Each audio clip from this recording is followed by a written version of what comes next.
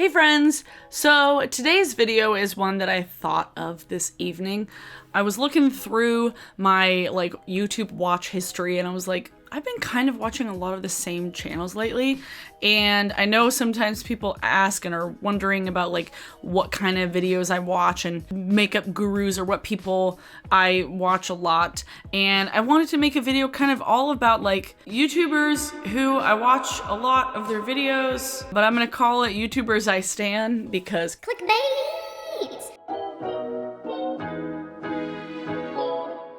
I like these YouTubers a lot and I've been watching a lot of their stuff lately. So first we're gonna kind of look at commentary and or comedy channels. This is probably the bulk of what I watch on YouTube, mainly because I use it as a bit of an escape and I don't necessarily watch a lot of makeup channels. I'm subscribed to a bunch, but I don't always watch all of them. These are channels that I watch all of their videos, all their uploads. Click on it, I watch it, and I love it. Cody Co is somebody, I don't remember when and how I discovered his channel. It was one of those videos where he was responding to Instagram comedians, just saying how bad Instagram comedians were, and I was like, oh, this guy's funny. And then I just fell down a rabbit hole and he grew exponentially as a channel, and I was so excited for him because he's funny and he deserves it, and I love Cody. And speaking of Cody, Noel Miller, they are an extraordinary duo. I love them. They're so funny. Honestly, Short King Anthem was kind of a bop. Also, Walkman is dope. Tiny Meat Gang music, I was like, okay guys, what? I feel like watching these comedy channels have just shaped so much of my humor lately. So the next two are two different people who I've talked about plenty of times. Danny Gonzalez and Drew Gooden. Two different people. Danny and Drew are both, actually, and Cody and Noel are Viners that escaped the trap of making shitty Instagram comedy and actually making videos that are different and new, and I mean, now they're making a lot of the same kind of content, but I like them all. I love both of their high concept videos. The one that Drew did about Mary-Kate and Ashley was just so funny and so relatable for me because I was in the Mary-Kate and Ashley fun club. Mary-Kate and Ashley's Fun Club. So I love when they kind of pull the weirdest things out of nowhere and just make this hilarious content out of it. Which leads me to Curtis Connor, my favorite of all of them. Curtis? I've seen his channel blow up. I think it was actually Brooke, my hairstylist, who told me about Curtis. And I was like, who is this guy? And so I looked him up and I was like, oh my God, he's great. He's funny, he's laid back, he's Canadian, hell yeah. To get to see Curtis's channel blow up in the last year like it has, it made me real proud. I sent him a message once recommending a movie that he watched, and then he sent me a heart back, and it was just oh my God, Curtis, I love you. I just wish the three of them were coming on tour. Here, Danny, Drew, and Curtis. Please come to Seattle, guys. Please add a Seattle date, please. At least Portland, something up here. So yes, I love my commentary channels. My commentary channels. Love them so much. Which leads me into Gus Johnson and Eddie Burback. Eddie doesn't make nearly as much content as the other guys. Eddie, I feel takes these longer breaks to put together these really high concept videos. He did one about dare videos from the 90s and then sex ed from the 90s. And I love Eddie's videos. I love Gus. I feel Gus is kind of tapping into that absurdist sketch comedy that I feel Kyle Mooney and Beck Bennett did a little bit on YouTube before they got on Saturday Night Live. His concepts are just so fucking weird and different and new, the crayons video. Oh my goodness, they're in the bowls too! There's crayons in the bowls? There's crayons in the bowls! It's literally an entire video of him and Eddie just screaming and freaking out about crayons. Oh man! No! I showed my mom and my sister some of these videos recently and they just didn't find it funny, and I was like, I just really want everybody to have the same humor. Although my mom did cackle at God's Country because her family is from the Midwest, so it was oh, I relate to this. Love my pack of boys. A couple other more commentary Yeah, commentary. One leads a little more drama. Angelica Oles, I've been watching a lot of her videos lately, and I feel like she like presents drama and commentary in a way that's really chill. Like, I watch drama channels on occasion, and like my good pal Smokey Glow, she makes a lot of commentary videos and talks about drama, and I feel like it definitely has a place here on YouTube. And Angelica is one of those channels where I can watch and just like not be overwhelmed. I feel like some drama channels just get like really, really intense and like over the top, and then some drama channels, like tea channels, they're like the most monotone voice where it's like just presenting facts and like I can't listen to it. And I feel like Angelica presents it in a way that's like digestible. I like her editing too. All these people, like, I am an editing fan. Tangent. I'm far more likely to watch a channel that actually like takes time to do editing. It's nothing against the people that don't. As an editor myself and as somebody who works in video production, I really do appreciate when somebody puts time into editing their videos, paying attention to the timing and putting it in like titles and punchlines and thinking about it, you know? So I like how Angelica edits her videos. Speaking of talking about serious stuff, Bailey Sarian, I discovered a few months ago, actually when one of y'all mentioned her in a comment section. I was talking about like true crime stuff, and someone was like, oh, you should watch Bailey Sarian. She like does makeup and talks about murder stories. And I'm like, what? How have I not been following this girl? Apparently she's only been doing it since like February, but I love her channel. I click on so many of her videos. I love her general vibe. It feels very conversation like. I like her makeup style too. Yeah, and just like the kind of casualness of everything, but also the fact that she does edit it. It's like a delicate balance of it being casual but also planned. I don't know, but editing. I appreciate Editing. Other makeup people. Raw Beauty Christie is somebody that I've been watching. When I first dyed my hair purple, I was looking at people who had gone from green hair to purple hair, and Christy had done the exact same process, coming from this like sea foamy greenish blue to the purple. And I just kind of started watching her channel from there. I got really into her Halloween videos, and I've just loved her channel ever since. And I feel like being somebody who doesn't live in LA and kind of living up here in a more like out of the LA bubble, I relate to her more, and I feel like she's just genuinely more authentic. And she curses, which I love. I trust somebody way more when they curse. Just saying. If you edit and you swear, cool. Samantha Ravendall, again, is another YouTuber that curses, and I love her for it. Again, she lives in Canada, so she actually doesn't live far from here. Seems super down to earth. I admire her ethics. I admire the fact that she like decided to stop getting PR because she was like using up so much extra like waste in packaging, and she wasn't using all the makeup. I like her makeup style. I think she is relatable as fuck. And funny. Oh, Sam is so funny. Sam and Christy are both hilarious. So funny. Love them. Love them so much. As far as other channels, Michaela Long is somebody that is truly an enigma of a YouTube channel. I love her. I think she's hilarious. I think her Refinery 29 videos, fucking hysterical. I love her editing. Like, I love her editing. I feel like I've gotten so much of my editing little quirks in the last year because of Michaela Long. Not gonna lie. Like, she's a Viner that made it out. Oh, Michaela, she's great. Brandy TV, magical channel. I love her channel. If you just want to cackle and chuckle and smile real big, if you have an issue with drugs, probably don't watch her videos because she eats a lot of edibles, but then puts on crazy makeup on her face, and she's fucking hysterical. Feels so much like early YouTube, just like shitty iPhone recordings and like this dorky end screen. It's just so nostalgic in a way.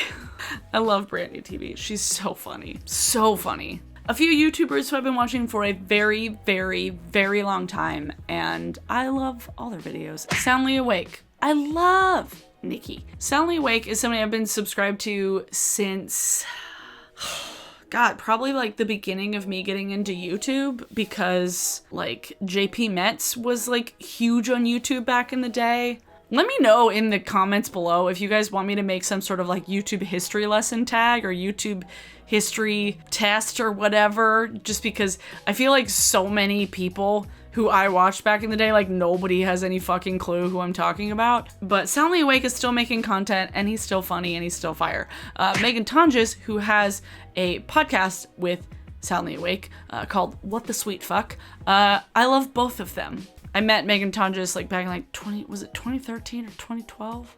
It's 2013. Yeah, many years ago. She played a thing that my friends were putting together along with Mike Falzone, which brings me to Mike Falzone, one of my favorite YouTubers of all eternity. I met Mike back in 2013.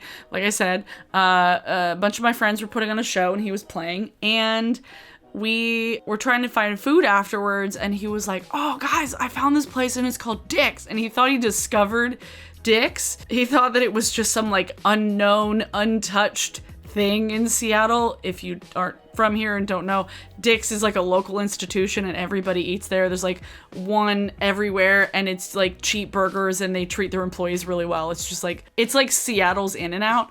And so the fact that he was like, oh, I found this place and it's called Dick's, like, was so surprised.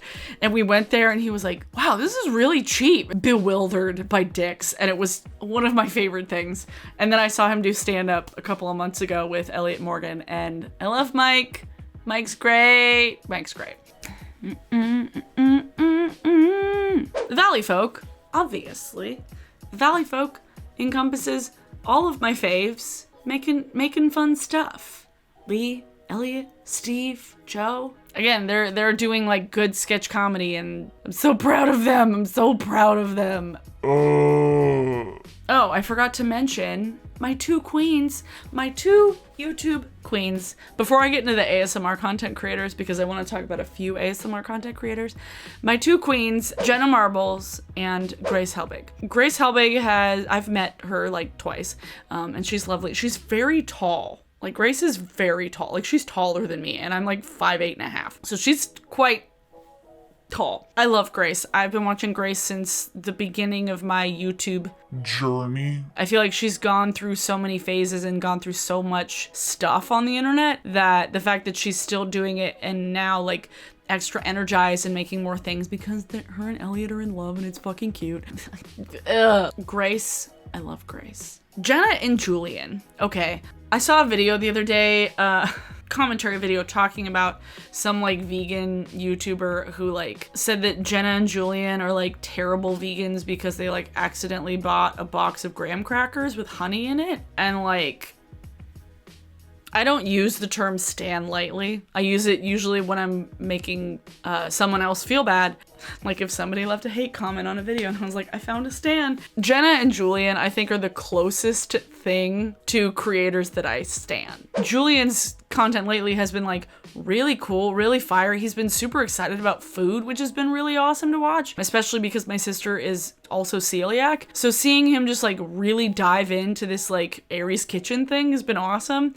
And Jenna is somebody that has grown so much, not just like in terms of subscriber count, but like grown up as a person. Like, she's a 32-year-old lady, and she wasn't always that. She started making YouTube videos and had a couple that were like kind of problematic, and she didn't take them down because she was like, I don't want to hide who I was. I want people to see kind of like, she kind of also like doesn't give a fuck what anybody thinks. And I love it. I love seeing somebody in my age range just like fucking living their best life and like doing it on their own terms. She doesn't do like crazy collabs with people all the time. She's making the trends a lot of the time. And I love Jenna.